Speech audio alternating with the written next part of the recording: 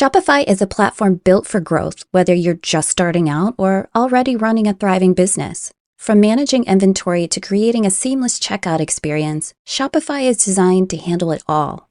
And it doesn't stop there. Shopify helps you sell everywhere your customers are, online or in person. It's the ultimate tool for turning big dreams into big wins. Sign up for your $1 per month trial period at shopify.com/OPP. This is a mini meditation guided by Bombas. Repeat after me. I'm comfy. I'm cozy. I have 0 blisters on my toes. And that's because I wear Bombas, the softest socks, underwear, and t-shirts that give back. One purchased equals one donated. Now go to bombas.com/Wondery and use code WONDERY for 20% off your first purchase. That's BOMBAS.com/Wondery and use code WONDERY at checkout. A true crime podcast. It got me upset because this is someone's kid, and someone knows she's gone. That takes a different approach. It was shocking for something like this to happen in our little town. Focusing on the communities affected by life-shattering crimes. It made news throughout the entire region that these 2 people had been shot while they slept in such a safe community. To give a new perspective on the devastation crimes can cause. It was shocking for something like this to happen in our little town. Featuring cases from quiet towns to bustling cities and interviewing the people closest to the case. My first thought was that it's an unusual location for us to have a homicide. Listen to the true crime podcast City Confidential and step beyond the yellow tape to learn just how far a crime can reach. There are certain cases in the history of Boston that I think sort of define the city. I think this is one of them. New episodes of the City Confidential podcast are available every Thursday, available wherever you get your podcasts.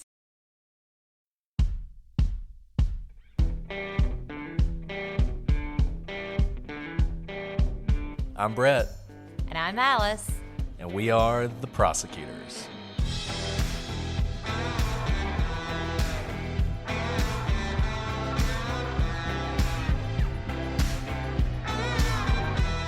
Today on The Prosecutors, we conclude our look at the Karen Silkwood case.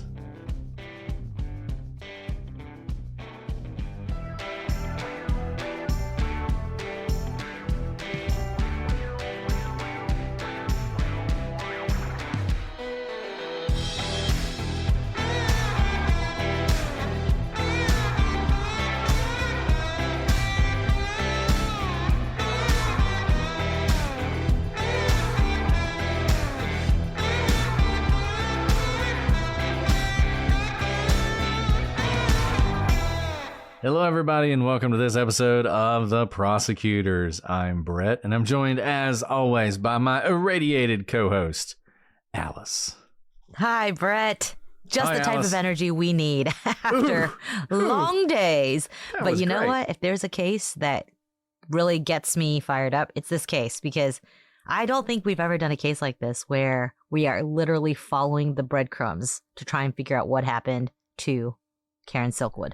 I gotta say, maybe you guys are all hating these cases, but I feel like this case and Aconcagua are some of the best we've done. I've really enjoyed them, and I've really enjoyed this one, and you're right. Like, I love this kind of story where you have this mystery and a viable conspiracy, and I just love it. I love doing this kind of stuff, so. Indeed. I've been thinking about this ever since our first episode, because I kind of hope, let's see, if I die under mysterious circumstances, I hope I'm able to leave behind a trail of crumbs, because Brett, you're going to have to hold the bag. You're going to have to solve the mystery of my death.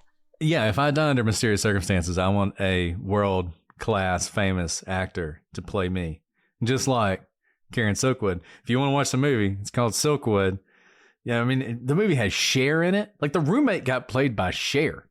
I mean, She was just the roommate. She wasn't even Karen. I know. That's pretty awesome.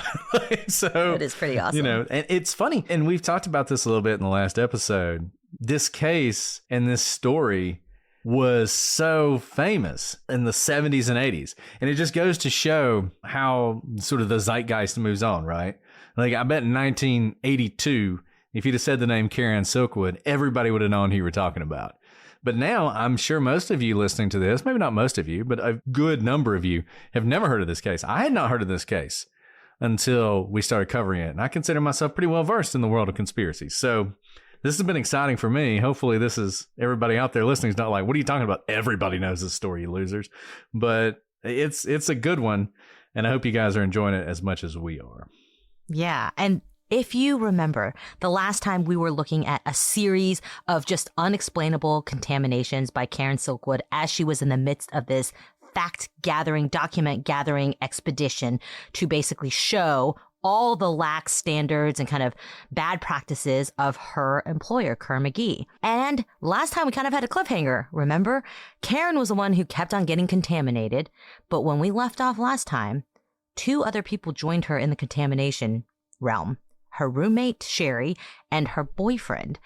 And so this is getting bigger than just Karen. If we're talking conspiracies, like more and more people are getting harmed here, right? So let's go back to November 11th, 1974. That point, we now know that Karen, Sherry Ellis, her roommate, and her boyfriend are all contaminated. And so they are sent to Los Alamos Scientific Laboratory in New Mexico for further testing. And a series of tests were conducted on the trio. Ellis and Stevens' results showed that they had a small but insignificant amount of plutonium in their bodies. But Silkwood had roughly 6 to 7 nanocuries of plutonium, 239 in her lungs, which was about half of the maximum permissible lung burden for workers. In other words, she had much, much more in her body than her boyfriend or roommate. It's alleged that while Karen and Ellis were at the facility, Kerr McGee continued to search their apartment, looking for the documents Karen had collected, proving that they were violating numerous health and safety laws. And look, I think it's funny how this case, there's the legend of this case and there's the reality. I think it's probably true that Kerr McGee was searching her apartment, but I think they were searching her apartment still trying to figure out how this happened. It is likely, almost certain. And in fact, even people who think there's something conspiratorial about her death believe that Kerr McGee didn't really know about the documents. Because if they had had reason to suspect that, they could have fired her pretty easily. And that would have been the natural thing to do. So it's probably unlikely that Kerr McGee was aware of this at the time. They're probably in her apartment looking for the source of the radiation. But you can see how, as this story goes, and given her mysterious death, people look back on things that happened and they see it as part of the conspiracy. Now, maybe it is. If you think there's a conspiracy here, then maybe they were doing that. But you can also see how that part of the story could develop naturally from everything that's happening. Right. So the next day, November 12th, 1974, Karen calls the OCA officials in D.C. after she returns home. One thing I want to note about when you're assessing whether it is the conspiracy theory, because look, if the facts point towards the conspiracy, I'm all there for it. So one thing to note here, Karen is being sent off to Los Alamos for testing, but she's alive, she's well, she's not expected to be at Los Alamos for a long period of time. So Kerr McGee knows she's coming home and coming home soon. If I were Karen, the first thing I would look for would certainly be the documents, right? Like, that's my prized possession. If I have been away from my home, the first thing I'm going to do is make sure my documents are there. And if they're gone, then there's going to be hell to pay. I'm going to raise the alarm. Look, this goes even deeper. They sent me away and now they're looking for documents. So I note that because there's no expectations Karen's going to be gone for, say, an extended period of time. When she comes home the next day, Karen calls the OCA officials in D.C. and she informs them that Kerr McGee did not get the documents she had gathered. So if they had been looking, they didn't find them or they didn't take them. And she was ready to turn these documents over to the New York Times. OCA informs Karen that New York Times reporter David Burnham would meet Karen at the Holiday Inn that was Northwest at 8 p.m. in Oklahoma City on November 13th, the next day.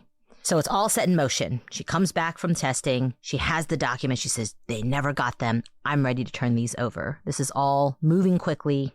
The next day is when everything's going to be blown wide open for Kerr McGee, right? And this is a really important point in the timeline. And it also points to a contradiction in the timeline.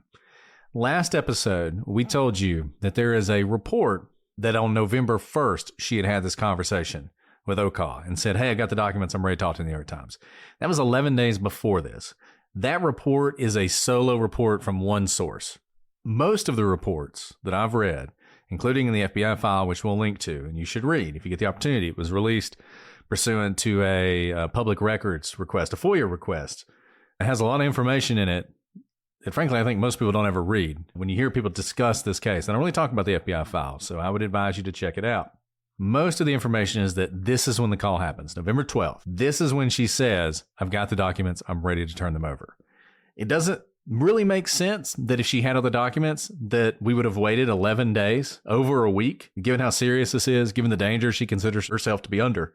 It doesn't really make sense that she would have had them all back in November 1st. So I think that one source is probably inaccurate. So I think this is really when the event happens, when she says to the union, I have the documents, I'm ready to turn them over, I'm ready to go public. And this is the day before everything is going to happen. So you can see how this conspiracy can now really be in motion. She has made an outsider aware of what she has, and then she's ready to go forward. And then we're going to go to November 13th. So on November 13th, Karen returns to work. Now she is reassigned to a different portion of the plant with different duties so as to no longer do radiation work. She's been contaminated multiple times. She's gone off to Los Alamos. She has a pretty heavy plutonium contamination, so they're trying to keep her away from that.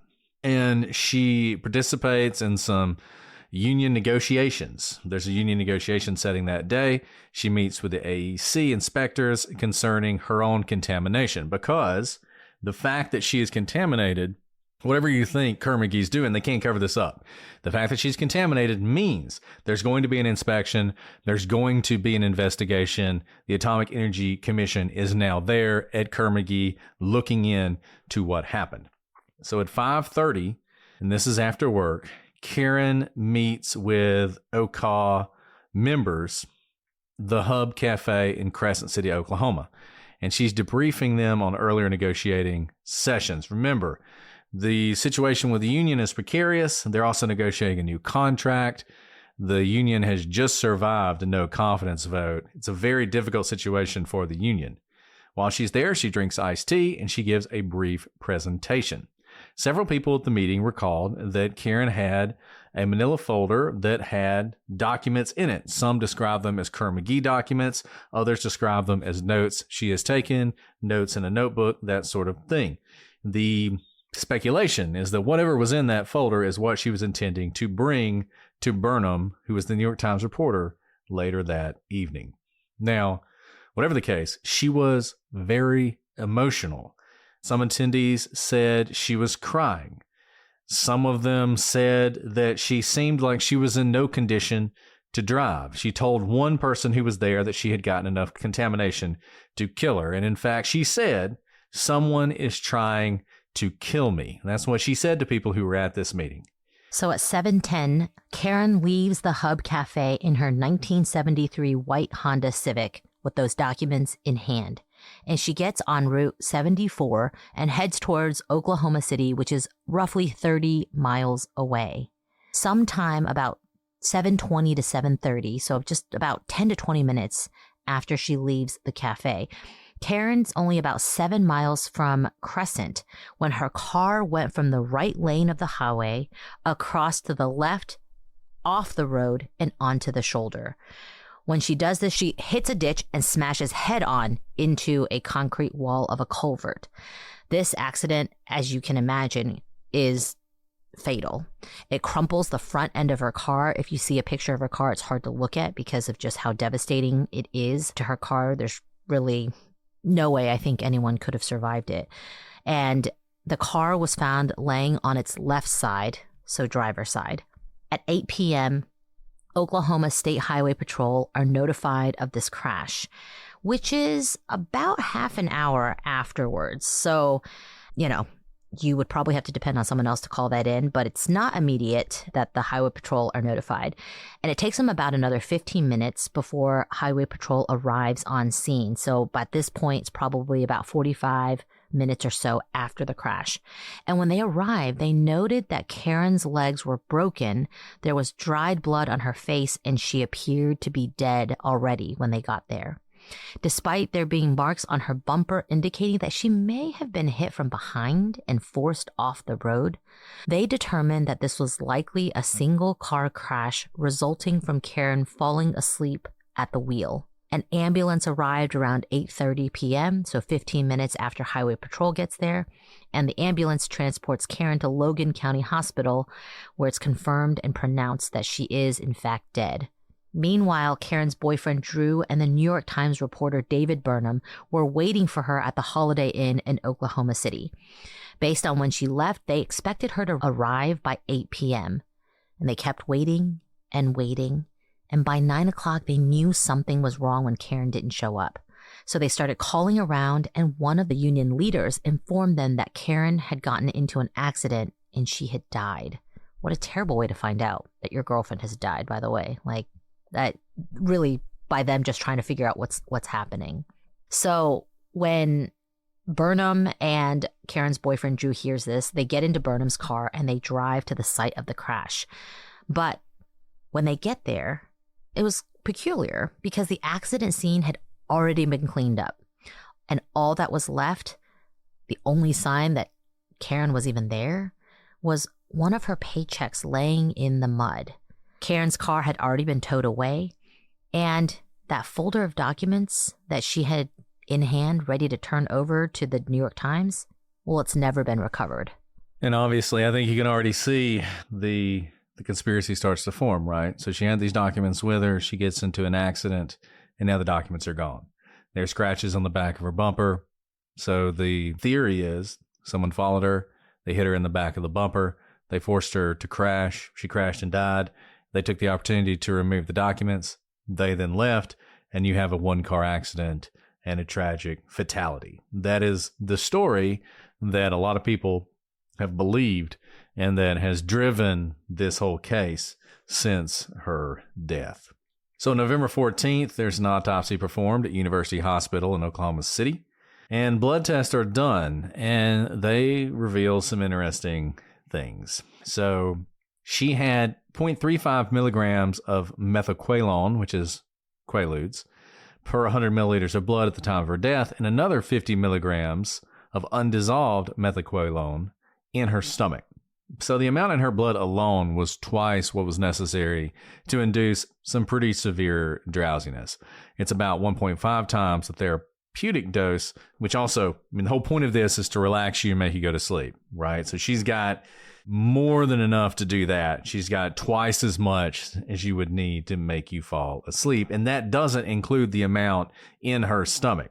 0.5 grams is considered a toxic amount of Quaaludes. So the fact that she's got so much in her stomach and in her blood, this is a lot, right? She's pretty close to having a toxic dose. And in fact, if what was in her stomach had entered her blood, maybe she does have a toxic dose. Now, she had been on it a while. It's going to build up some tolerance. So obviously it's going to affect you a little differently, but this is a lot. This is a lot of Quaaludes in her body. She also had a blood alcohol level of around 0.02. This is not a ton of alcohol, and in fact, it's low enough it could be an error in testing. But we know that when she was at this event, there was no alcohol. She was drinking iced tea. No one at the union meeting had alcohol. There was no alcohol present, and there was no alcohol nearby. There's nowhere to get alcohol. So I don't know what's going on here. Like I said, possible that this is just a mistake. And while if she did have a little bit of alcohol in her system, that would have exacerbated the effect of the Quaaludes, which she did have a prescription for. She wasn't abusing these, but it's a pretty low amount. I think it's probably an error, frankly. People have been trying to figure it out for a long time. I think it's probably just an error. She was not wearing a seatbelt, which contributed to her death, though we just put a picture of the car on the screen for people who are watching it. This is a terrible accident. Essentially the entire front part of this car is pushed into the driver's compartment. She would not have survived this. It didn't really matter if she was wearing a seatbelt. In fact, in some strange way, if she'd been thrown from the car, she might have had more of a chance to survive than being in that car when she had that impact. So her autopsy revealed that she did have, and this is probably no surprise given what we have learned so far, dangerously high levels of plutonium really throughout her system. In her lungs, in her blood, everywhere. She has plutonium all through her. Real quick question. I feel like I should know this. this has escaped me. What are the effects of plutonium on your body? I know people have asked this. What are the effects both physically but also mentally in terms of having these high levels? I don't think we do studies of this on people because it would be inhumane to expose people to this high level of plutonium. But do you know? I feel like you know. Thankfully, Chernobyl happened. Thankfully, goodness gracious. I don't know if we're going to say that's thankful or not. But so Chernobyl gave us a lot of information on the effect of radiation on the body. And as well as a few accidents that had happened beforehand, the demon core that we mentioned before. And the thing that is terrifying about radiation, number one, the long-term effect of plutonium is cancer. You know, if you have plutonium in your system, if you're exposed to radiation, you're much more likely to have cancer later on in your life. Though, one thing that's interesting, if you've listened to Radioactive, which is the ABC special, they totally go in that this is a conspiracy. That is their position, and I respect them for laying that out from the beginning. But I'll also say they did a lot of investigation, which revealed some stuff that cuts against their theory. One of those was they talked to an expert. At the time, it was actually believed that plutonium was much more dangerous. It's very dangerous, but much more dangerous than even it is, that the cancer risk was much higher. And in fact, the amount of exposure she had had probably would have only had a moderate increase in her cancer risk. Acute radiation sickness, which she did not have, and she was not exposed to enough radiation to have it, is terrifying because once you are exposed to a fatal dose of radiation, you are dead. Your body hasn't caught up to the fact yet, but you are dead. You don't know it. You feel fine. There's no sort of mental effects, nothing like that. But what has essentially happened is your bone marrow is dead, and you can no longer reproduce cells. So your body almost rots around you while you're still alive. And death is horrific. It's a terrible way to die. Your skin just sort of sloughs off. You bleed out. It's awful. But a plus is at least, you know, your mind remains perfectly fine to experience all this. So, in short, the effect on her physically, mentally would have been negligible.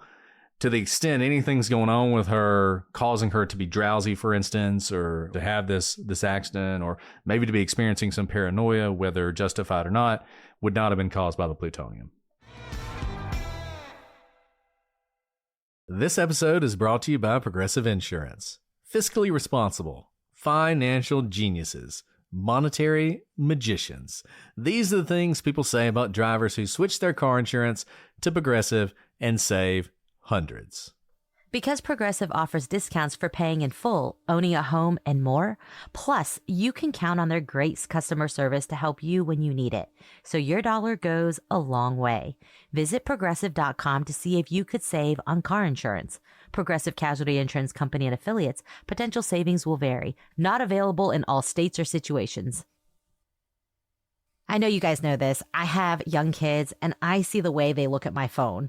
Parents out there, you can relate. Our kids want this thing we have in our hands all day. And I'm always throwing out excuses why they can't have a phone themselves.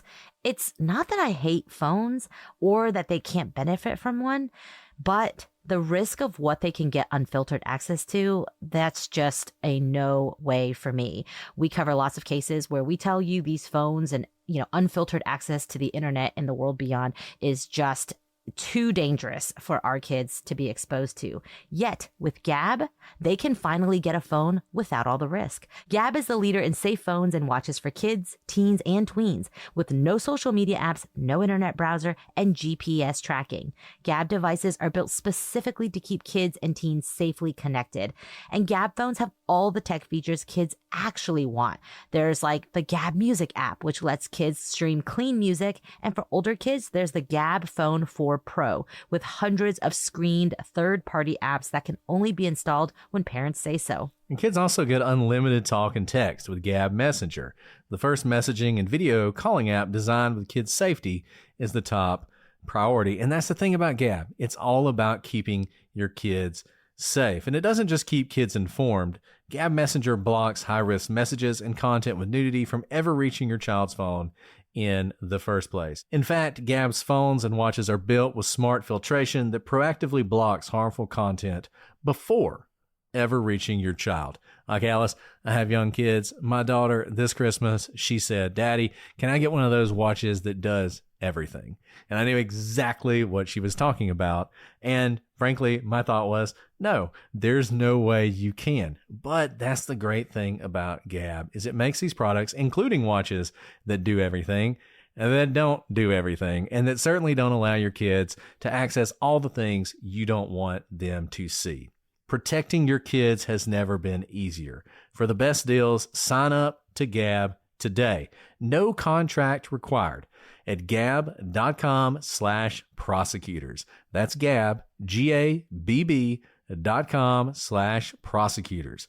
Gab.com/prosecutors. Terms and conditions apply.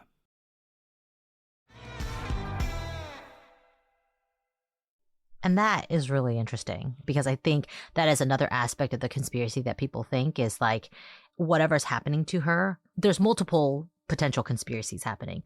But what we don't think is happening is that the amount of contamination is causing her to believe these things are happening. Something else might be, but the mental effects are not coming from the plutonium itself. And also then goes to kind of question why, and we'll get more into this in the theories, why, if someone was trying to poison you, they use plutonium when the effects are basically just death, but later on, like not necessarily immediately. So you don't cut someone off right away, like say a car accident would. Car accident shuts you up immediately, right? Because it ends your life immediately. Whereas plutonium takes a lot longer and leaves a pretty long trail because of it's hard to get rid of plutonium, hence all the contamination, decontamination, recontamination, right? You can see exactly where the contamination is going or coming because of that radioactive footprint.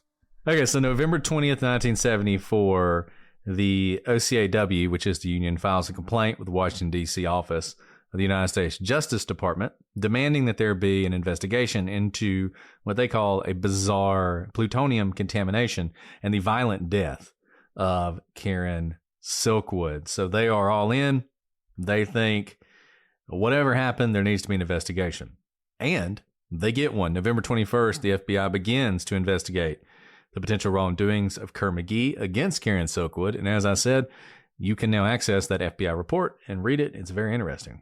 So now we're in December of 1974. So about a month after Karen had taken the test, remember, she had all those tests about the level of plutonium. Remember, she had done those samples, the urine samples, the fecal samples. She'd actually spilled some of the urine sample, which was the theory about how her apartment was so contaminated, because essentially she had plutonium all throughout her body. She takes the urine sample, she spills the urine has plutonium in it. Now plutonium is all over the bathroom. It then gets transferred all over the apartment. So she had turned those samples in.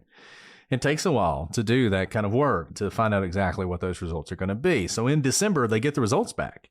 They're the results from the urine and fecal samples. And they are astonishing, stunning to anyone who sees them. They are extremely contaminated.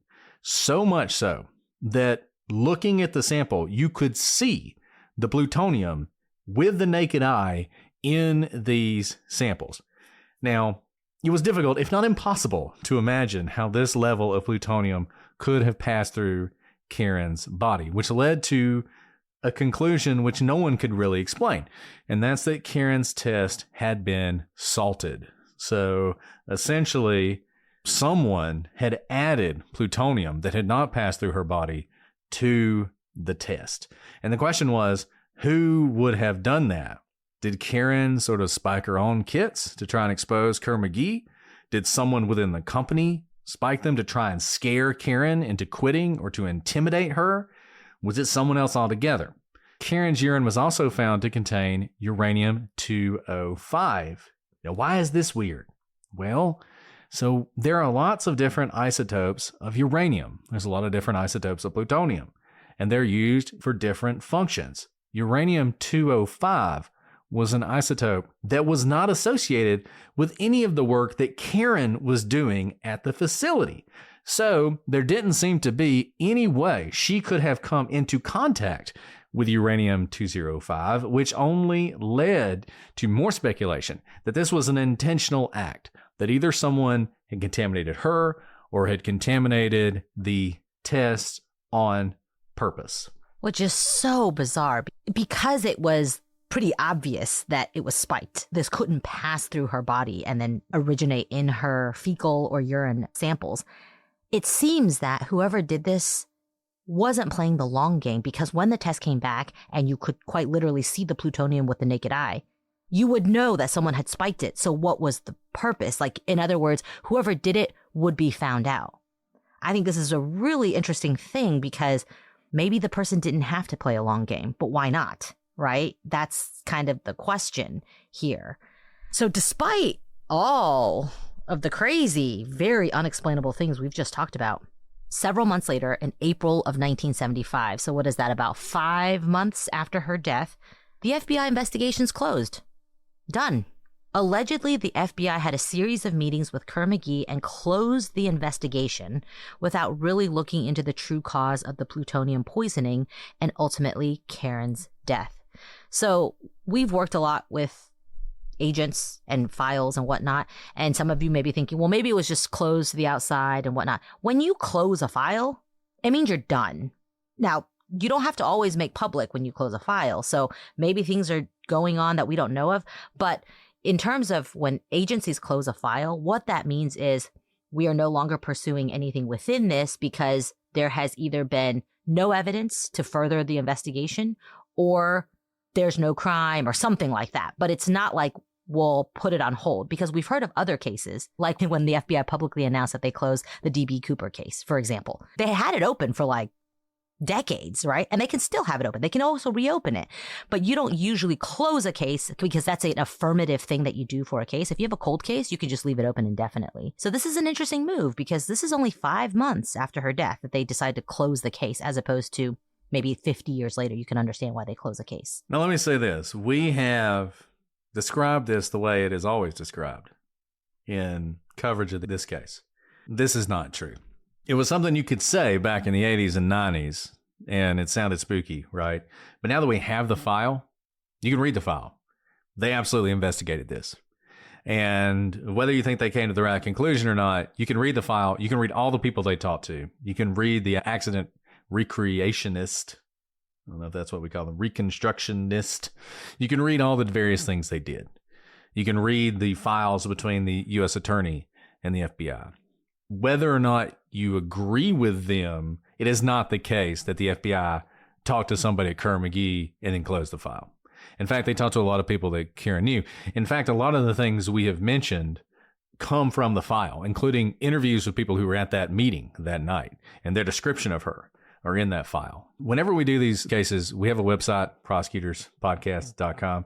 I know a lot of you never go there, but we always put a lot of the links to the various things that we used as research for these cases. And one of them we will link to is the FBI file. Go read it. It's several hundred pages, but it's not an incredibly long file, and you can learn something. It looks just like the files we still get from the FBI for our cases. So it's worth reading and it's worth checking out.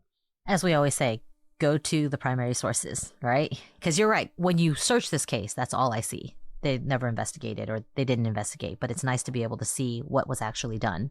Now, this brings us to November 1975. The U.S. Senate announces that they're going to launch an investigation into Karen Silkwood's death. Now, this investigation, by the way, I also hope that if I die a mysterious death, I get the U.S. Senate involved to open an investigation. Now, this investigation is apparently shut down after a secret meeting between a senator and the chairman of the board at Kerr McGee. So, this is not looking great, or it's looking great for your conspiracy theory, right? The U.S. Senate's like, I don't like what's happened in terms of if the prosecutor and the investigators are corrupt or part of this conspiracy, we're going to look into this. But then here comes the board chairman of Kerr McGee, the employer, and all of a sudden, the investigation's closed. So then this brings us to December 1975. Kerr McGee announces that they'll be closing the Cimarron site. This is the site where Karen was working. So if we're talking about a cover-up, that's quite the cover-up. To just close it all down, walk away. And I just want to raise one other possibility. We're going to talk about theories, but I don't think we have this as a theory, and it's not something I've ever heard anybody mention. But the presumption is always that Kerr McGee is the one who killed Karen. I think people should consider the fact that if she were murdered, could have been a coworker, because not everyone would have agreed with what she was doing, and a lot of people would have seen the danger of what she was doing, that it would result in exactly this: the closing of the site, the loss of good jobs. Plenty of people working at that site didn't like the union, and you could imagine that she would draw a lot of attention from those people. So something to think about when you're thinking through the case. So about a year later, November 1976, Karen's family files a federal lawsuit in the United States District Court for the Western District of Oklahoma, so federal court, charging the Kerr-McGee Corporation with liability for Karen Silkwood's contamination and charging Kerr-McGee security chief James Redding and his associates with a Civil Rights Act conspiracy that was meant to violate Karen Silkwood's civil rights. So even if no criminal case was brought, her family files a civil lawsuit against the company. And this was obviously a really big deal. It was a case that was followed nationally. There was a lot of reporting on it. It was something that people were really into for all the reasons you could imagine. And it was a blockbuster trial. And when it ended in 1979, the jury found Kerr-McGee liable. And they actually awarded the estate, Karen's estate, $10.5 million, which was a lot of money in 1979. For personal injury and punitive damages. Now, what's interesting about this, there were a lot of different charges leveled against Kerr-McGee. Kerr-McGee survived all of what you might consider the conspiratorial aspects of this.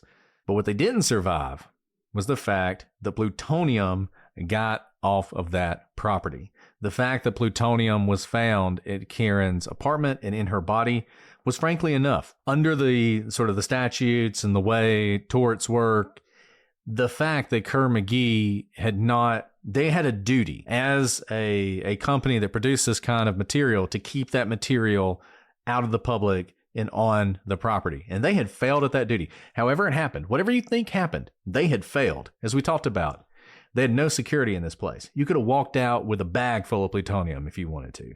So the jury actually found for Kerr-McGee on a lot of the civil rights violations and all that stuff.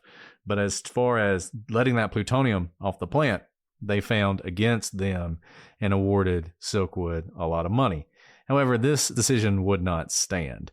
The Federal Court of Appeals in Denver, Colorado, that's the 10th Circuit, would essentially reverse. What they really did was they drastically reduced the damage award to $5,000, which was the value of the personal property that Karen had lost during the cleanup of the apartment. They reversed the rest of the trial court's rulings and the jury's rulings and sent it back for another trial.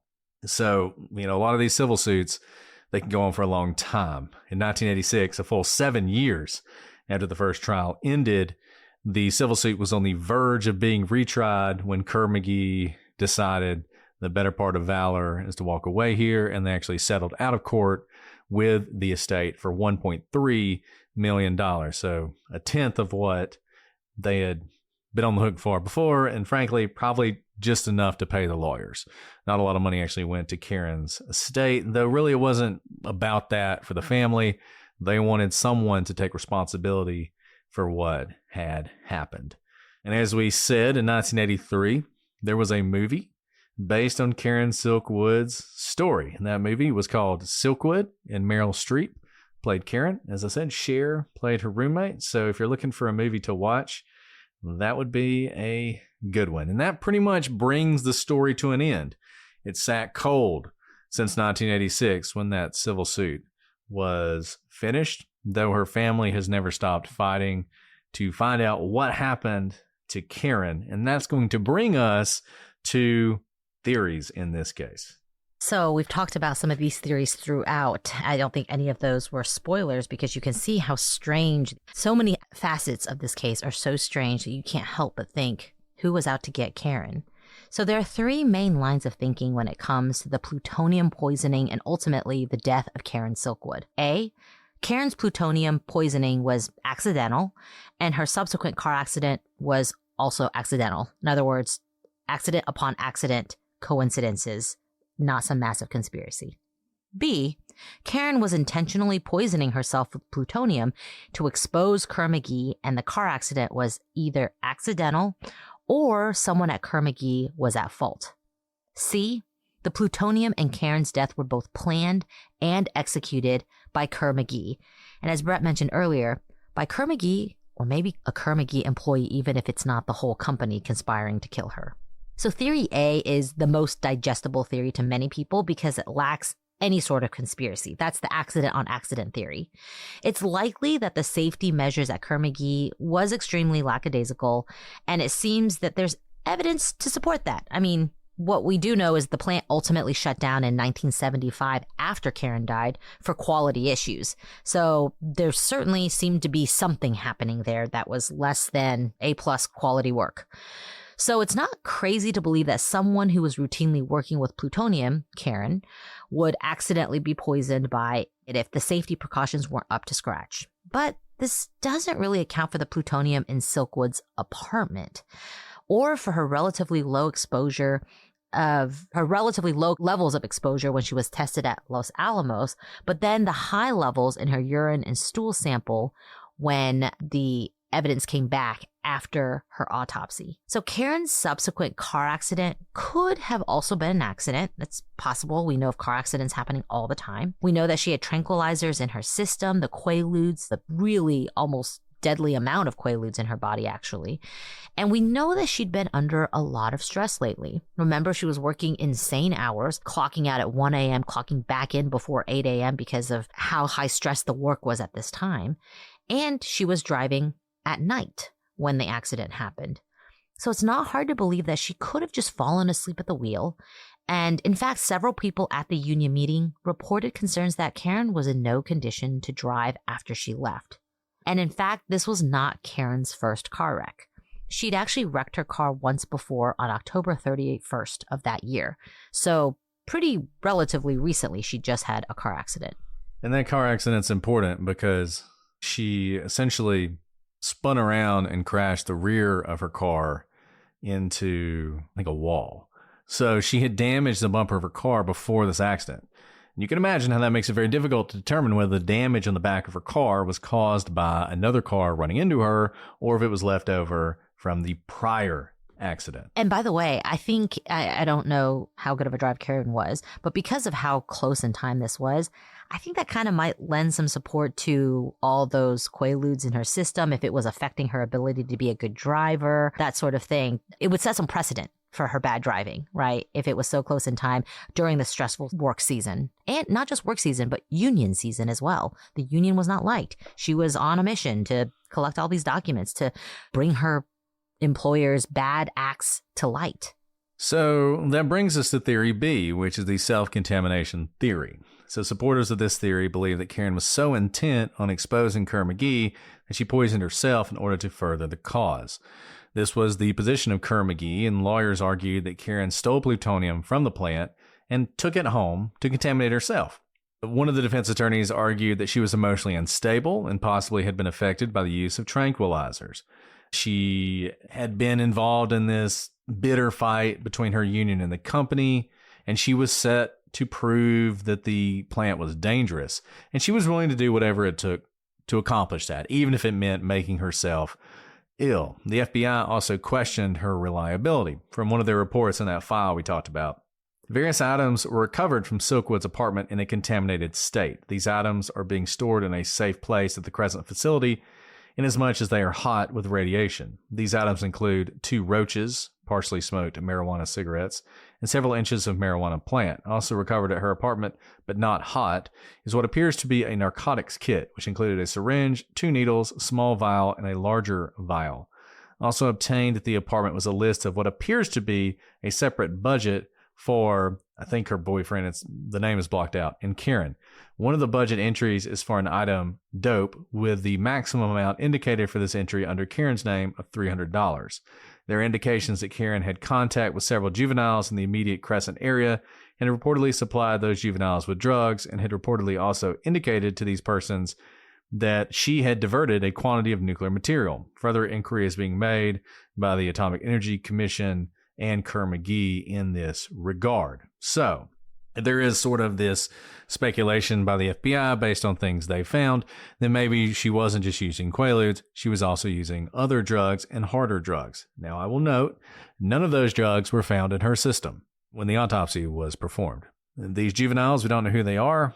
Who knows if what they're saying is true? Also, if Karen was smoking some marijuana at the time, she wouldn't have been the only person. It was the 70s.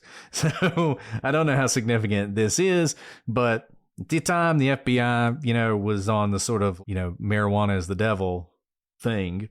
So it's not surprising that seeing marijuana at her apartment, apparently she's spending about $300 on it, would lead them to question her reliability. And this has been something that has sort of hung over this case since. So if you believe this theory, you would have to believe that Karen knowingly exposed herself to enough plutonium that cancer was pretty much guaranteed, at least based on what she understood at the time. Karen, her family insisted, look, no way this happened. Near the end of her time at Kerr-McGee, she just wanted to be done. She was scared. She wanted to leave the company. She wanted to go home. Her plan was to turn over the documents to the New York Times and then quit her job. That's what she wanted to do. If you listen to Radioactive, there are tapes of her discussing with the union person exactly this plan, that when she was done, she was leaving. Maybe Kerr-McGee has to close the facility behind her, but she was done. And even if you believe that she knowingly contaminated herself, that's only part of the story. There's still the issue of her death. Did she accidentally drive off the road, or was something more sinister at play? Now, Kerr-McGee's lawyer had alleged that Karen is using these tranquilizers. There was more than enough tranquilizer in her body at the time to make her drowsy. And you have the alcohol. Who knows what all's going on. So she probably just fell asleep at the wheel, drove her car off the road, and her death was all a big accident. But there are a few issues with this. Number one, it doesn't explain skid marks on the road and damage to the bumper that indicate she may have been hit from behind. It also doesn't explain where the documents Karen had had, and in fact had been seen to have with her went. Where did they go after the accident? And finally, the timing would be so incredibly convenient for Kerr-McGee that she would just so happen to die in an accident on the way to expose everything she had learned to the New York Times. Finally, Theory C is the most conspiratorial of all. Kerr-McGee intentionally poisoned Karen and caused her accident, and therefore her death, because Karen was a whistleblower. Obviously, there was a movie made about this. You hear all these strange facets of this case. It's not that many leaps to get to a conspiracy and to see why there may be support for such a theory. Karen, we know, had been extremely outspoken about the issues at Kerr-McGee. Remember, it's not like she'd been a longtime employee there. She basically gets to Kerr-McGee and starts making her moves in the union within the first few months. She'd only been there for a couple years, and she is making quite the ruckus for being an employee here. And she had gone to the AEC with accusations about the company, and she had taken up the task of collecting evidence to expose this nuclear giant that was going to change the world for the better, right? This was a huge deal, and she was doing actions that could take it down. So perhaps Kerr-McGee intentionally poisoned her with plutonium to scare her off, to say, stop it now, or something worse is going to happen. And they could have been hoping that this would scare her enough for her to quit her job, and then they would be done with her, remove the problem. No one kind of causing ruckus with the union, trying to collect all these documents. But even though they kept contaminating her, that just didn't work. She was tenacious. She kept coming back. And so they had to resort to a more extreme way to get rid of her. So someone at the company made sure that Karen would never make it to the New York Times meeting. They hit her from behind, ensuring that she would drive off of the road. According to ABC, in addition to the skid marks on the road and the damage to her bumper, there's evidence to suggest she may not have been asleep when the accident occurred.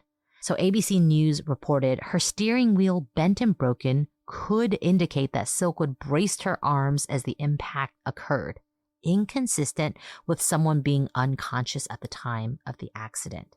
The FBI would later speculate that the tow truck that pulled Karen's car out of the ditch had actually caused the damage to her bumper. This theory was supported by the lack of paint transfer on her car. And this theory was bolstered by the location of the damage to the bumper, which was so low on the bumper that any car involved would have had to be lower than the Honda itself, which if you've seen a Honda Civic, it's a relatively small car. It's not an SUV, it's a sedan. And so it had to be a car that was even lower to the ground than the Honda Civic. They further speculated that skid marks, such that they existed, were from previous accidents. We already talked about how she did get in an accident just on October 31st. They further said in the official report from crime scene investigators that cast doubt on the existence of skid marks at all. So maybe that's actually just been something that's been said into the story so much that we accept as true, but maybe there actually weren't even skid marks. So if Kerr McGee caused the accident, they would have had to have the opportunity to remove, or at least ensure someone removed, the documents Karen had compiled before anyone else could get their hands on them. Again, if you look at the picture of the car, it's pretty mangled. It's a mangled metal mess. So you'd have to think they somehow knew where the documents were going to be and were able to extract them from that mangled mess after the accident, before the police, the ambulance, the tow truck, everyone came. The most difficult part of this theory to believe, though, is the number of people who would have had to have been involved to make it work. Some people allege that the Oklahoma Highway Patrol were a part of the conspiracy and made sure that Kerr McGee was notified of the accident first, giving them time to remove the documents. Additionally, there are accusations that the FBI investigation was effectively shut down because they were in cahoots with Kerr McGee, and same with that congressional hearing.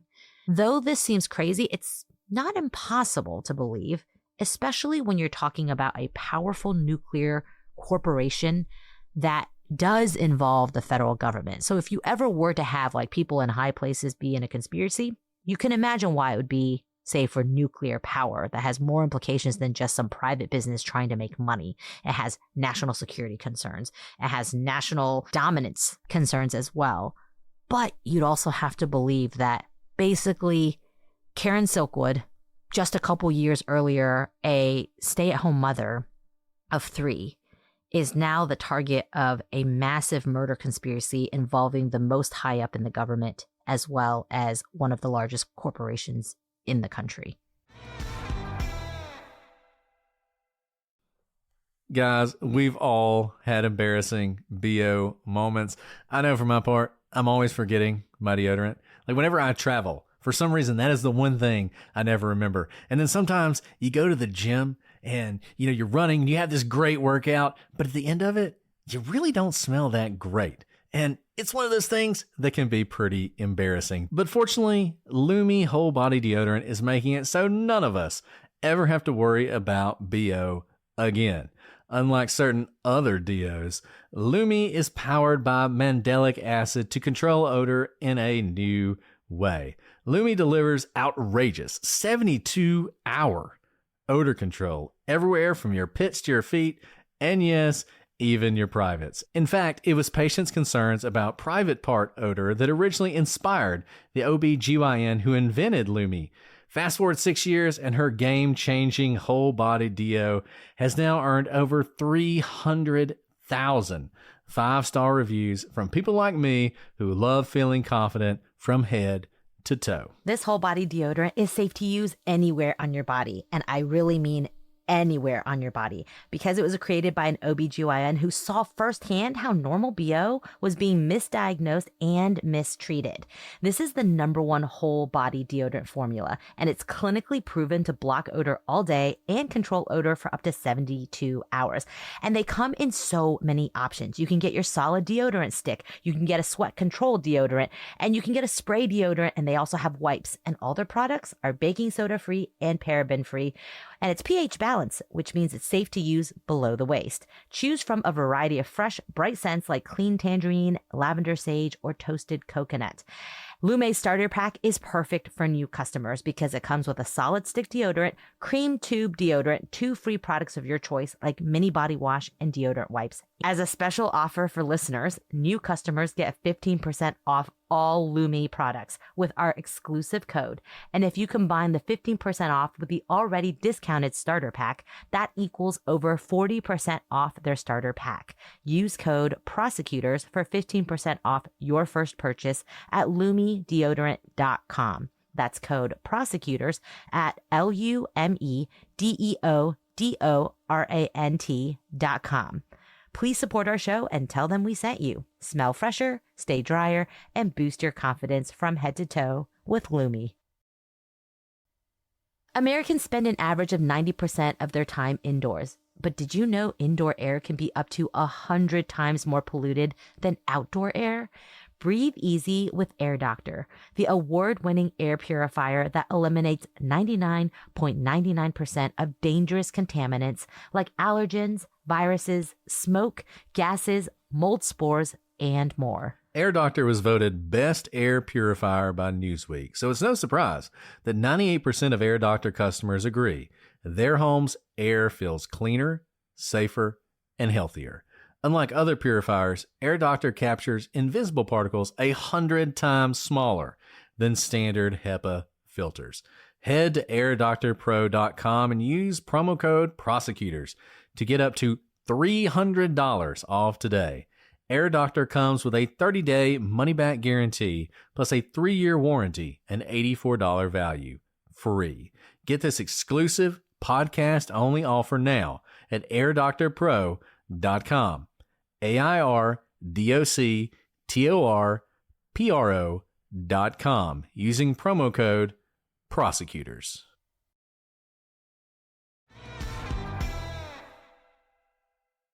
Okay, so I think that brings us to our theories of the case. And I'll go ahead and start. So I think, obviously, at first glance, the Occam's razor theory here is this was an accident. She fell asleep, she got in a wreck, she died. That's not what I actually think happened. And I want to go through sort of why that is and sort of walk you through my own theory of what happened here. First of all, let's look at the evidence both for she was awake and murdered and she fell asleep. Because what is striking about this case is how much evidence there is for both. And how do we reconcile that? So let's start with awake and murdered. So there was a small amount of damage to the bumper. The bumper was damaged, and that was indicative, many people thought, of someone struck her in the back and forced her off the road to her death. Now, as we said earlier, there was no evidence on the ground of braking. So remember, she goes from the right lane, across the left lane, into the grass and the mud, and she drives for the length of a football field before striking the culvert. So she is driving for quite a period of time on the grass. So you don't see a lot of evidence of braking. And it seemed like that the car hit the culvert at less than highway speed. So the no braking might be an argument for, oh, she was asleep because she didn't brake. But when you look at how the accident happened, it seems like she wasn't going at highway speed when she struck it. And the only way that she could have been going about 20 miles less than highway speed was if she did hit the brakes at some point, which would indicate that she was awake before this happened. As we said earlier, she had these injuries to her arm, and the way the steering wheel was damaged that indicated that she was awake and bracing when she hit the culvert. Generally speaking, if you fall asleep, you tend to go to the right. So imagine the average person. I don't know whether she was left-handed or right-handed. Most people are right-handed. You're right-hand dominant. If you fall asleep, typically the last thing you do as you're falling asleep is you fall to the right and you jerk the car to the right and your car goes off the right. That's typically what happens when someone falls asleep in a car. Obviously, if you're left-handed, it might be different. Like I said, I don't know if she was left-handed, but typically you see someone go to the right. But the other thing that's interesting about this is because of the way this accident happened, you would expect that if she had gone to sleep, given where this was, and you would have to look to see this, but this is what investigators say, that if she had just fallen asleep and drifted off the road, even if she went to the left, even if she went over to the left lane, she would have gone into the grass and missed the culvert. She would have just drifted off into the culvert. Eventually, she would have ran into something else or she would have woken up. The other thing that's interesting about this going to the left thing, most roads are built such that there is a rise in the middle of them, even if it's slight, because the rain then washes off the road, right? Well, once again, if you go to sleep, you would think the most natural thing would be to go to the right because you're going downhill. So this is all an indication that she was awake, something happened, she wasn't asleep, there was something else going on here. Moreover, there was no attempt to move the car off a straight line. It did just that. It went in a straight line, which indicated the car was under some sort of control, right? Like you would think if she was asleep, the car would have gone sort of like whatever way it would have gone. It wouldn't have just gone straight into this culvert. And there was another sign of control. At the very last moment, the car turned to the right, indicating that someone was in control of the vehicle at least the last minute. And the papers that she intended to give to the New York Times were missing. And the papers that were in the car weren't muddy, which is unusual because witnesses would testify that there was a lot of mud on the ground and that they had seen some papers on the ground and a police officer had actually picked those up and put them back in the car, and they would have thought they would have been muddy, but the papers they eventually found weren't muddy. So these are all sort of indications of something weird going on here. And that's a lot, right? I mean, that's a lot of evidence that she's awake when this happens, which would indicate that she was hit from behind. But let's look at the evidence she fell asleep. So she did have a large amount of quaaludes in her body, far more than necessary to cause severe drowsiness in most people. And in fact, a lot in her stomach that was undigested, which indicates that she had been taking them shortly before her death, to the extent that if that had been digested, the level in her blood might have even been at toxic levels. That's a lot, and the kind of thing that would make you think maybe someone could fall asleep. She hadn't been sleeping. That's why she was on the quaaludes. She was incredibly stressed out. She was incredibly paranoid and concerned. She couldn't go to sleep. That's why she'd been given the quaaludes in the first place, which means she was in a pretty bad place physically and mentally when she was in that car. The people at the meeting had been concerned that she was not fit to drive. In fact, they had offered to drive her home because they were so worried about her. There are no skid marks on the road. You hear that there were skid marks sometimes. That appears to be a rumor. Everyone, the witnesses, the highway patrol, the FBI, even people who think that something mysterious happened to her, the New York Times reporter, they just don't report these skid marks. So it just doesn't seem like there are skid marks. Now, why is that important? Someone hits you from behind, they force you off the road, you slam on the brakes, you're suddenly moved off your straight line to go to the left. There's going to be skid marks. You're going to leave something behind, and there's nothing there. And as we said, there's no evidence of heavy braking once the car went off the road. Now, this can go either way, as we said earlier, but think about it. If you had just been hit from behind and forced off the road, what are you going to do? You're going to slam on the brakes. And so you would expect to see a bunch of torn up ground as you're slamming on the brakes to try and stop. And we don't see that. And there was no attempt to move that car off a straight line after it went off the road. You would think if someone had hit you from behind, you would be spinning the wheel, you would be turning, you would be losing control. Once again, you would see all this evidence. So this is all evidence that she fell asleep. And the problem with all this is it's so contradictory. You see this evidence that she was awake. You see this evidence that she was asleep. And how do you reconcile this? Well, I think you reconcile it the same way you reconcile the unusual aspects about her radiation poisoning. How is it possible that she could have those levels of radiation when she wasn't contaminated when she left the plant, when there's no evidence of contamination in the places she worked, when you see radiation from isotopes that weren't even in the area she was working, and you see them in her apartment when her roommate and her boyfriend, who were both at the apartment, didn't have any radiation, and then you see the salted samples that come back, plutonium that could not have gone through her body, and you think, how is this possible? And you might say, well, Kerr-McGee, they're trying to scare her. They're trying to freak her out. They're trying to make her think she's contaminated. That makes no sense. The last thing Kerr-McGee would want is an employee with that level of plutonium in their body, because it confirms everything Karen had been saying. The thing that makes the most sense about the plutonium contamination is that Karen did it to herself. that she thought the one way I can prove this is happening is to do this, to salt my own samples, to show exactly what's going on here. And when she did that, Kerr McGee immediately knew what was going on, and they confronted her about it. And after they confronted her, she called the New York Times and said, "Hey, I'm ready to meet with you. I have all the documents." And Karen, who was under immense pressure, who was a low-level employee, who probably could not have gotten these documents even if she wanted to, there was only one thing she could do.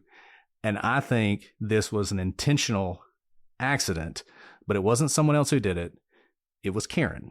I think Karen chose to drive off the road that night into the culvert. I think this is essentially a suicide. I think it is a similar case to the one we talked about with the lawyer from Guatemala, Rodrigo Marzano, someone who was so passionate and believed so deeply in what they were doing that eventually they would take their own life. I think the only way you can reconcile what happened to Karen, the fact that she's under control when she drives off that road, the fact that she drives over a football field in a straight line towards a culvert, only turning at the last moment, bracing herself against the steering wheel before she is in a wreck, indicates to me that this was intentional. I don't think she had any documents.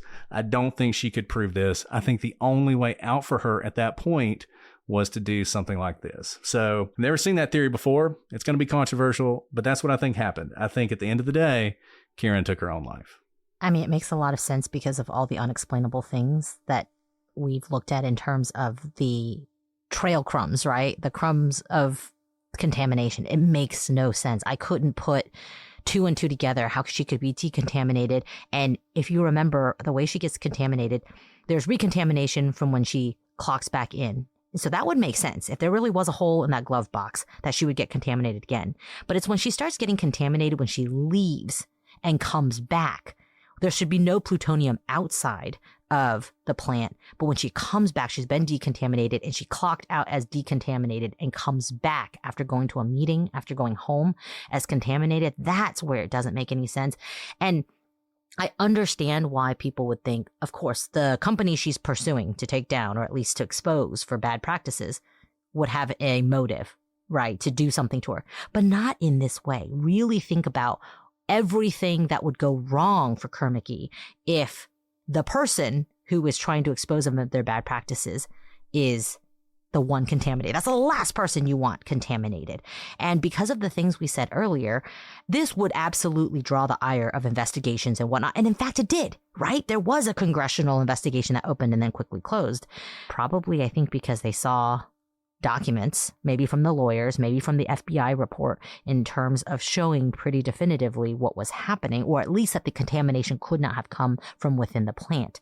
But let me put a slightly softer bent on what may have been going through Karen's mind, because Karen obviously is not here to defend herself with this theory. I think in her mind, there was no way out. That's why I asked all those questions about the plutonium's effects on the brain. The plutonium wasn't affecting her brain. I think her brain was already in a very desperate place when she started contaminating herself with plutonium. I mean, she is contaminating herself at levels that will be life-altering, potentially life-ending, certainly life-ending at some point. So when she reached the level, when she reached the point of even thinking up contaminating herself, I think her mind had already gone to dark, dark places that she couldn't pull herself back from. Whether it was from the Quaaludes, whether it was from, remember where she is at the time of her life. Just 2 years earlier, she had been a stay-at-home mother with her 3 young children, young kids.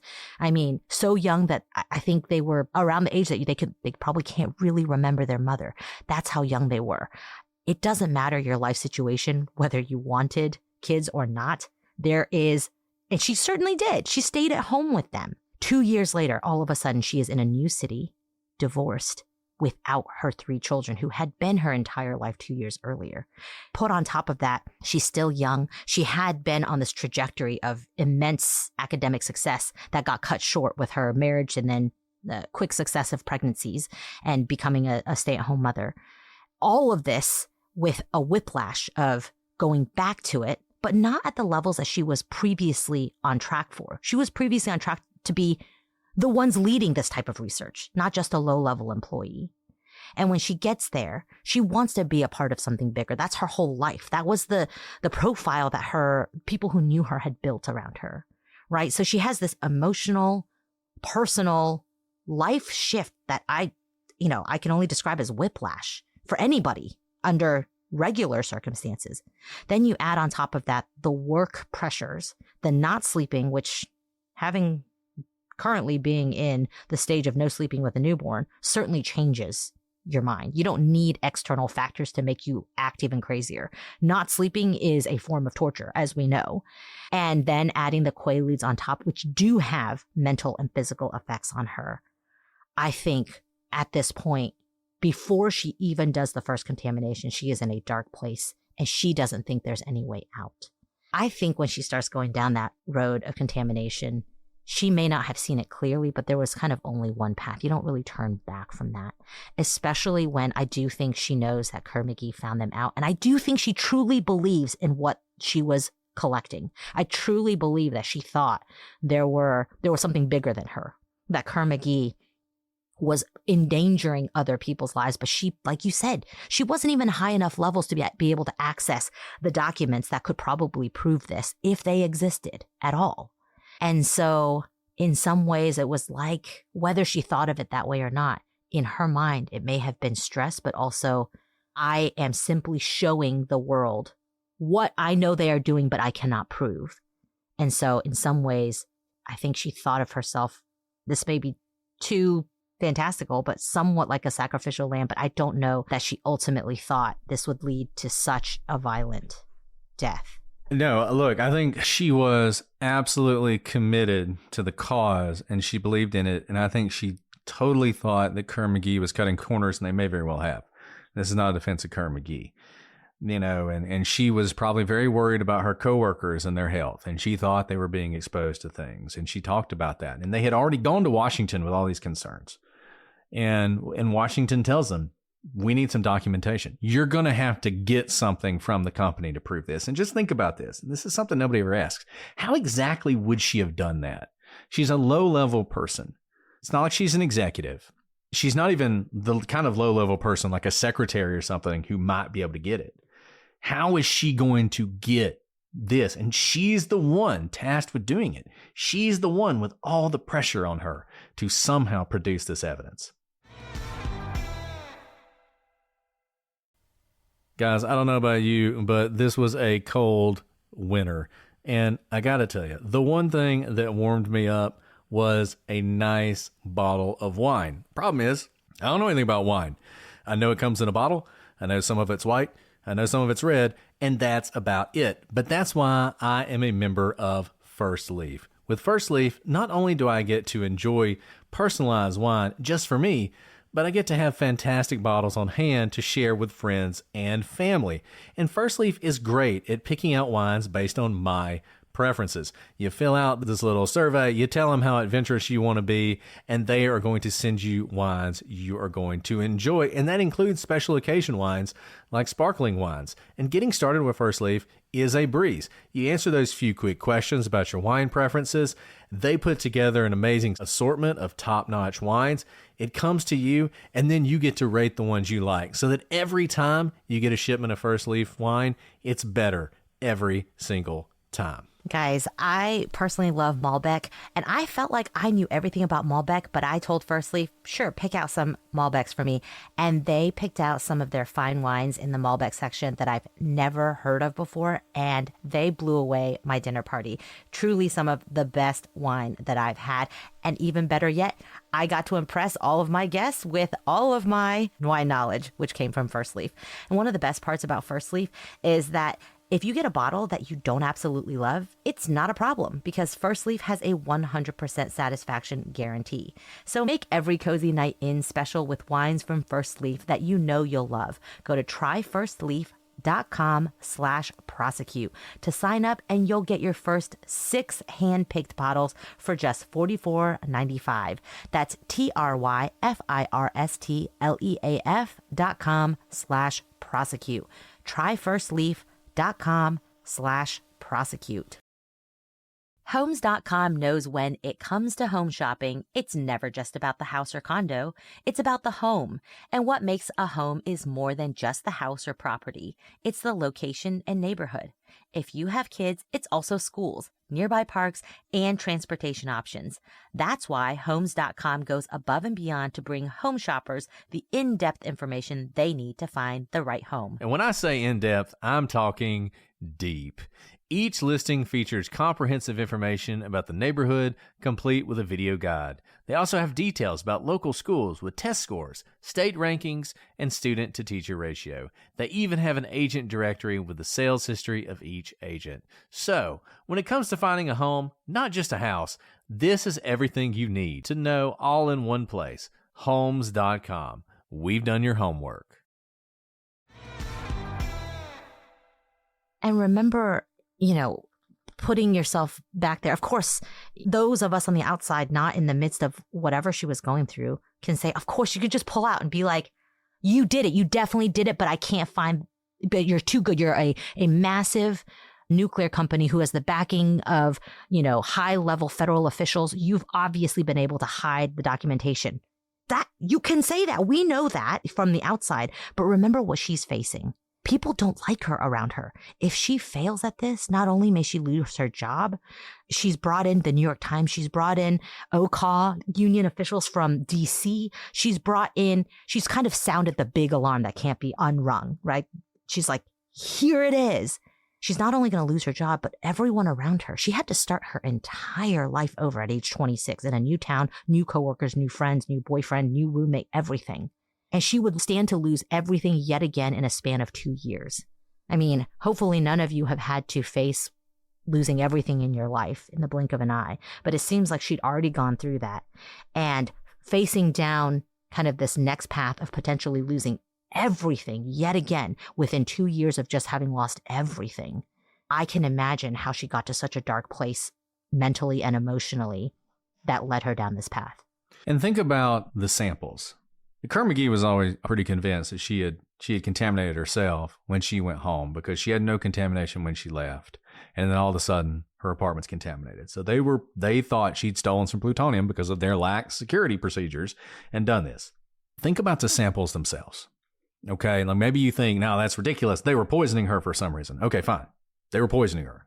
But think about the samples. Who would salt samples with so much plutonium that you could see it? Someone who doesn't really understand plutonium would do that. The Karen McGee people, the experts, the people in the lab, they immediately recognized that's ridiculous. You can't do that. That's absurd. That didn't go through her system. Somebody did that. They put it in there. Who would have done that? She would not have necessarily known that. That's the kind of thing you do when you don't really understand plutonium. It's not the way if you're Karen McGee in this sophisticated conspiracy that you would do this. You wouldn't even bother to do that because you've already contaminated her, right? Like you've accomplished your mission. You wouldn't do that. You would understand that's not a mistake you would make if you're Karen McGee, but the mistake was made. So somebody did that. Somebody did something that was so obviously false that they knew immediately it was false and reported that it was false. I mean, Karen McGee didn't say, wow, it's hard to even imagine why Karen McGee would do this since they're trying to prove that they're safe, but assume they did it on purpose. They didn't say, man, she must have really been incompetent because only somebody who really didn't know what they were doing would have so much plutonium in their system. You can literally see it in their samples. They didn't say that. They said, this is absurd. Somebody salted these samples. Somebody tampered with these samples. There's no way this is what you would get. You have to explain that if you think that Karen wasn't attempting to sort of put some weight on the scales to prove to everyone that Karen McGee was truly incompetent in how they were protecting workers. And remember that rumor that she said, and then someone apparently called into the radio station saying that someone had stolen plutonium. And we had said when we mentioned that fact, whether it was true or not, whether she had heard the rumor or not, where she had heard the rumor, is how would she know about it? And there was no evidence ever of it. And it very well may be that she knew that much plutonium was stolen because she was the one who took it. That would give her the access to be able to do all of this contamination outside of Karen McGee's conspiring. And remember, another time in the timeline of contamination where it seems like someone may not have exactly known how plutonium contamination works, double backs, is when her roommate and her boyfriend are tested and they're not contaminated. Then lo and behold, what happens? They're immediately contaminated later that day. It was almost like someone gave her the answer, was like, well, 2 + 2 doesn't add up here, so what happened? And so she goes and fixes it, and all of a sudden they're contaminated. You would think that sleeping next to her the night before is what would contaminate her boyfriend, not after he'd gone to work and she had gone to work and tested contaminated, that later on he would be found contaminated. Kind of all these not strange, it makes sense if it's intentional, but that doesn't appear to be the touch transfer contamination that you would expect would have happened. And then there's the Quaaludes. So, people try and argue away the Quaaludes. Like I said earlier, maybe she's built up a tolerance so she can take more. Why would she be taking Quaaludes right before getting on the road? She took the Quaaludes so she could sleep because she couldn't sleep. She now has to drive to Oklahoma City. Quaaludes are not uppers. She's not taking meth and having some bizarre reaction to it. Before she died, very soon before she died, she took a large number of Quaaludes, enough that there was still Quaaludes in her stomach that was undissolved, that was undigested. That seems like the kind of thing you would do if you're planning on doing something like running your car into a culvert and you're essentially numbing yourself to that fact. And obviously, 2020 hindsight, but remember a lot of the people who were at that meeting at the bar before she left noted something about her. They said that she was crying and that she seemed not well in a mental place to be able to drive herself home. Obviously, it would be emotional to be driving to meet Burnham to pass these documents over the New York Times. But you would think after she's worked so hard for this has been something she's worked on for months, it would be more of a euphoric experience. Like finally, they're going to be exposed. Everything I've worked for is coming to fruition. This is no longer going to be my burden anymore. Now it's going to be the New York Times. The world's going to know what's happening, rather than a crying, I'm breaking down here, because this is what she's built towards. You would think it would be the opposite effect, more of a euphoric effect, rather than a crying, too upset to be driving herself type of thing. We don't know what was going through her mind, but if she knew what was about to happen, what she had to do when she got in that car, because she didn't have the documents to turn over to the New York Times, she knew before she got to Oklahoma City, this had to all end. I too would probably be crying because she knows exactly what she is going to do. May explain her emotional state. And the last thing I'll say about this, I talked about this a little bit earlier, but I want to emphasize it. You don't drive 100 yards in a straight line with no braking if you've been hit from behind. That's not what you're going to do. And it doesn't seem like the kind of thing you do if you're asleep either. And there's that last minute turn of the wheel. Now, it's possible that she somehow slept through everything up to that point. She wakes up, she turns the wheel. But I think the more likely thing is what you often see. It doesn't matter if you're intending to kill yourself. The last minute, when the wall's right there, you're just going to react.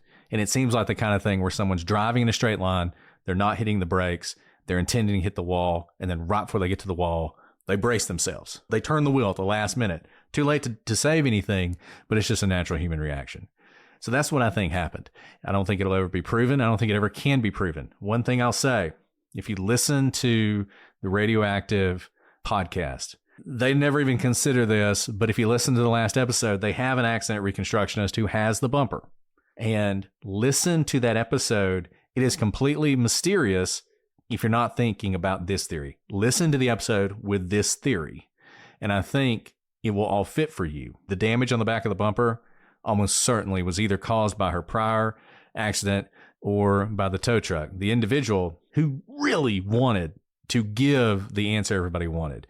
He had worked before with the accident reconstructionist from the 70s who really believed this was some sort of intentional, someone had caused this to happen. He was good friends with him, considered him a mentor. He's a leading accident reconstructionist. He was the guy they wanted to do this because they trusted him. He said the damage on the bumper, it was impossible that came from a car. It was not significant enough to do anything. And where it's positioned, there is no vehicle that was on the road at the time that if it ran into that car from behind would have done that kind of damage. It just wasn't possible. There wasn't a car low enough for it. So he's trying to explain what happened, and he says a lot of the things we said, and it's just completely mysterious for everybody. Like they can't really figure out how is this even possible. The only thing that ties it all together, in my view, is if it was intentional. I just don't think she fell asleep. I think she was in control of that car, and I don't think anybody hit her. And that's where the evidence leads. And I don't want this to be some sort of indictment on her, because I really believe that she was doing this from a good place. Like I said, it reminds me of the gentleman in Guatemala who was trying to bring down this massive corruption he saw in his own country and was willing to give his own life to do it and thought that was the only way to make it happen. And I think she was in that position. She was the only person doing this. The union was in trouble. The company seemed like it had the Nuclear Regulatory Commission in its pocket and the senators in its pocket. There was nothing. Everything rested on her shoulders. And in many ways, what she did succeeded. She wanted to close that plant down. She said that, and she did. So, you can judge that for yourself, but I don't want it to come off as some sort of criticism of her or defense of Kerr McGee. It's not. I just think when you look at all the evidence and you put it together, suicide, I think, is the most likely solution. Well, that was a downer. If there was ever a cold water prosecutor theory, there you have it. Because, like you said, from the very beginning, I thought, wow, if there ever were a conspiracy theory, this seems to fit that. But stated a slightly different way, I don't think there's evidence that Kerr McGee did this to her. Yeah, I don't think there's any evidence that they did it to her. And it's funny because if you listen to the Radioactive podcast, that's really good. You should. Even the gentleman from the union who knew her says at the end, yeah, this wasn't Kerr McGee. They wouldn't have done this because there were all these other ways they could have dealt with this. Like, it's silly to think they did it. And it's unclear what the theory is. I mean, I threw that out about a coworker. I mean, that's probably the best thing. Like, if it were a coworker who maybe doesn't understand it as well, they're salting. Somehow they get control of her test kits and they salt them and they follow her that night and they cause the wreck. But it just doesn't fit. But then when you add in like the boyfriend and the roommate, it doesn't make sense because you really close in on who that could be. And they would have found who it was. That it's just too messy, and it would have led to that third party who was the disgruntled coworker. And there's just absolutely no evidence of that. If it were just Karen, maybe, but then you enter, there's other people being contaminated as well. And the apartment itself, they had to gain access to the apartment. It just gets really difficult to have any evidence to show that third party. Yeah. No, I think that's right. But look, I'm really interested in what you guys think. Shoot us an email, prosecutorspod, @prosecutorspod for all your social media. I'm sure people will be discussing this case on the gallery. It is a fascinating one. There's a lot of rabbit trails you can follow. Like I said, check out some of the documentation we're going to put up. Listen to the Radioactive podcast. It's 5 episodes, I think. It's really good. You'll enjoy it. A lot more background on this case. Read the FBI file and see what some of these people say about this. Let us know if you think, no, this was Kerr McGee all along, or it's probably just she fell asleep. I'm fascinated to hear your thoughts on this case. We're always intrigued by what you think. I want to thank all our patrons for joining us early and ad-free and live. If you want to join Patreon, go ahead. It's $3 a month, and you get basically everything that we have. All the tiers are the same, so we're terrible business people. Okay, Alice. Well, I know it's been shaky for you. Do you need to go ahead and sign off? We can answer a question, Okay. I have a straightforward if people one. want to stick around. Yeah, let's do it. I don't know the answer to this question for me, but I'm going to go ahead and ask it to you. This is from Lillian. Lillian wants to know, what was your favorite toy as a child? So I think I've talked about my Land Before Time Brontosaurus, Littlefoot. But I didn't know his name was Littlefoot until like much later in life. I looked back and I was like, that was Littlefoot. So it was Littlefoot from the Land Before Time, stuffed animals. Like, it was half my size as a child. So I don't know proportionally how big it is now. But I called him Dink. I have no idea why. Like Dink. He was my Dink, and I loved him so much. I carried him by the neck. So remember the somebody, after you told the story, someone posted that there was a Land Before Time. I don't call it a knockoff, but there was another cartoon that was similar to Land Before Time, and one of the dinosaurs was called Dink. So that's their theory, is that you actually saw that maybe, cartoon. But here's the thing. It was definitely a Land Before Time doll. Like, it had the tag. And second, I don't think I've ever seen that other version. But maybe I heard someone else say it and I was like, Dink sounds way better. But there was that. And then my other, I didn't actually have, I don't remember toys. I don't remember, like, other than that, stuffy. I loved playing outside. And I don't think I've told this story before. You guys deserve a story for those of you patrons who stuck around for me to step out to take care of my baby. So I had my best friend growing up. She had a creek in her backyard, and we would go catch salamanders, lizards, tadpoles, all those things. And one of my favorite things to do with our hands, not with like nets or anything like, would be easier. I'd catch all of these lizards and I would pop open their jaws and clip them on my ears like earrings. Wow. Because if you squeeze their jaws, they pop open, they don't have teeth, and they digest with like, I don't know, their stomach acids. And so like they clamp down. It's like, that's how they eat. So once they clamp down, they clamp on. And so I clamp them on my ears and then I like swing them around because they're, they're still like hanging off my ears. And I loved doing that. And I have lots of memories of doing this. Alice, PETA's never going to give us an award. Like, your stories about animals are always so disturbing. Like, okay. Saved by the bell. I hear the baby crying. Yeah, there you go. I never hurt the lizards. I would take them off and they'd run off. They had great lives. Their tails didn't even dislodge. They were not traumatized by that. Well, briefly. I do hear the baby now. I'll briefly answer, and then you can go to the baby. Okay. So I had a stuffed animal. It was one of the little Coca-Cola polar bears, little baby ones. I called it Iceberg. I love that. And then I was always a big Lego fan. I would build the Legos and like construct these elaborate stories and play them out with the Legos. So I think those are my favorite toys. Okay. Normal toys. Normal toys. I didn't torture any lizards when I was a child. I was not a serial killer like some people. All right. Well, that was fun. I hope you guys enjoyed that. Let us know what you think about Alice's childhood activities if you want to. No lizards were hurt in the making of that. I'm sure they weren't. Okay. Well, we'll be back next week with a new case. But until then, I'm Brett. And I'm Alice. And we are the prosecutors.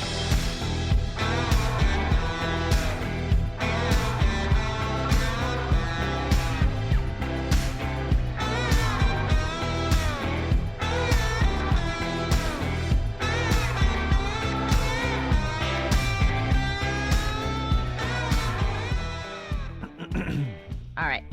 I'm ready whenever you are. You have to have the... Well, I'm going to give everybody 55 seconds to get here. While I'm waiting, I'm going to get there. Let's see. Get a word. I called you radioactive last time, right? You did. That was really good. Something else. Let's see. What's another word for radioactive? Luminescent? Ooh, I like that. I was just about to say good. Something illuminated, but... Let me make sure I haven't called you luminescent.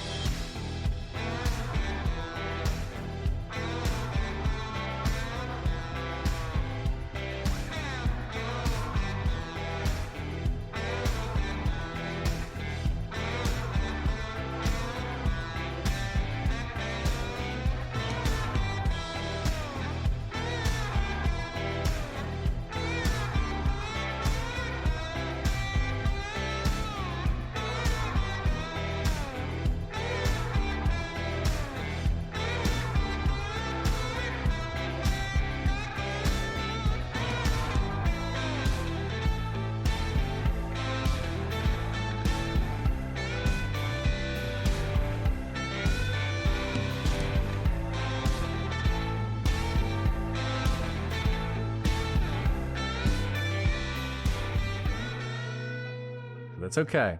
I don't know why you even listen to podcasts when Google AI will tell you everything you want to know.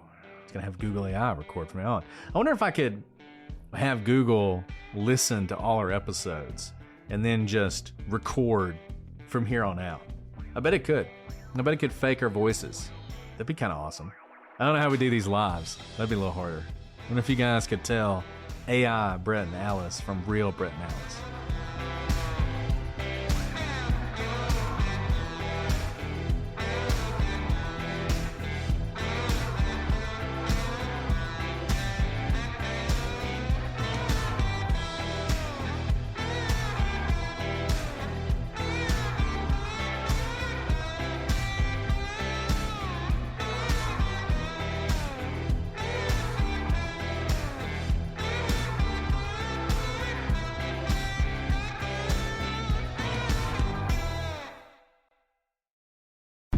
Are you looking for your next case? Pluto TV has all your favorite crime dramas streaming for free. You're gonna need some backup. Which means suspense is free. Very cool. Watch CSI New York, Criminal Minds, Blue Bloods, Tracker, FBI, and SWAT all for free. You can't outrun this. Someone is gonna pay for all this crime. But it's not gonna be you. Take care of business, fellas. Watch all the cases, all for free, from all your favorite devices. We got you. Feel the free. Pluto TV. Stream now. Pay never. You know the names: Jeffrey Dahmer, Charles Manson, John List, Eileen Wuornos. You may even know their stories. But on this show, you're going to get a peek inside the minds of these notorious serial killers and murderers. What drives a person to kill? Is it uncontrollable rage, overwhelming fear, unbearable jealousy, or is it something deeper, something in the darkest corners of our psyche? Those are the questions we're asking on the new Crime House original, Killer Minds. I'm Vanessa Richardson. As the host of true crime podcasts like Crime House True Crime Stories, along with cults, female criminals, and serial killers, I've covered some of history's most notorious crimes. But what really fascinates me is the people behind them and trying to understand why they did it. To get the full picture, I needed an expert. And that's where I come in. My name is Dr. Tristan Engels.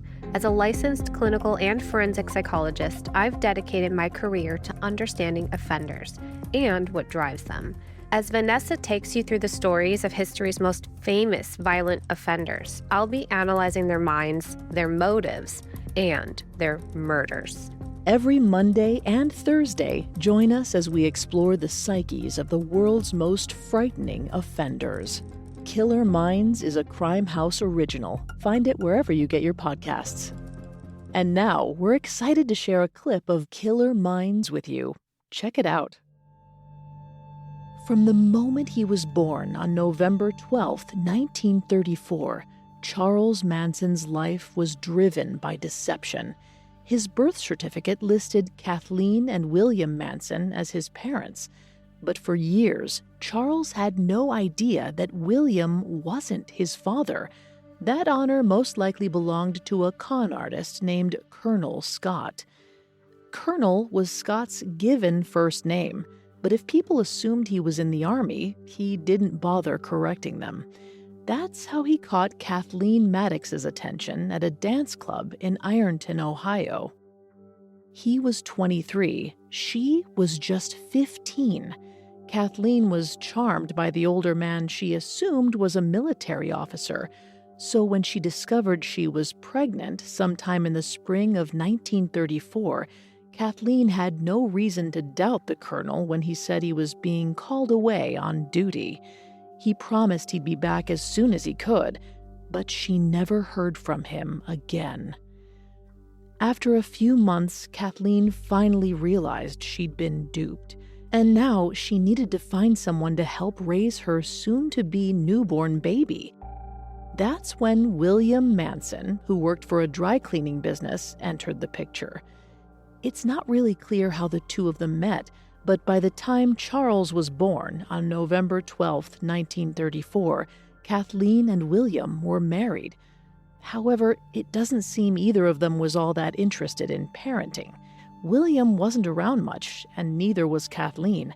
Most days, she dropped Charles off with her mom so she could go out drinking with her brother. Let's discuss the impact of Charles's early childhood. Kathleen was a minor, so her judgment, reasoning, impulsiveness, decision-making, even emotional regulation is impaired because she did not have a fully developed frontal lobe. This also affects her ability to cope appropriately with the demands of being a new mother, not to mention any postpartum effects she may have had. And given that Charles's father conned his mother, she may have some conscious or unconscious resentment that she projected onto Charles as a result. Her seemingly desperate and impulsive decision to marry William appears to be driven by more societal pressures on unwed mothers back then, not necessarily a marriage that was built on love. And Charles later learning that William is not his biological father will more likely than not affect his sense of self-worth, his identity, and his trust. Kathleen abandoning Charles to go drinking indicates she may have an alcohol use disorder, and I also wonder if she drank while she was pregnant. That could have caused a prenatal injury, and if so, would warrant further exploration to understand Charles's development. Then there's the layer of Kathleen and William's disinterest in being parents. The effects of emotionally absent parents on children is well documented. Those children tend to have more difficulty with trust, with self-esteem, and forming healthy relationships. And when you compound that with the abandonment and that William wasn't his biological father, that is pretty profound. Nurturance is critical for a child's development. And if their immediate caregivers aren't providing that or reinforcing a healthy development, that child is at risk of exhibiting poor emotional regulation later on. They have an increase in academic struggles, behavioral deficits, and developmental delays. Follow Killer Minds, a Crime House Studios original, now. New episodes drop every Monday and Thursday. Again, that's Killer Minds. Follow now wherever you get your podcasts. And for early, ad-free access, subscribe to Crime House Plus on Apple Podcasts.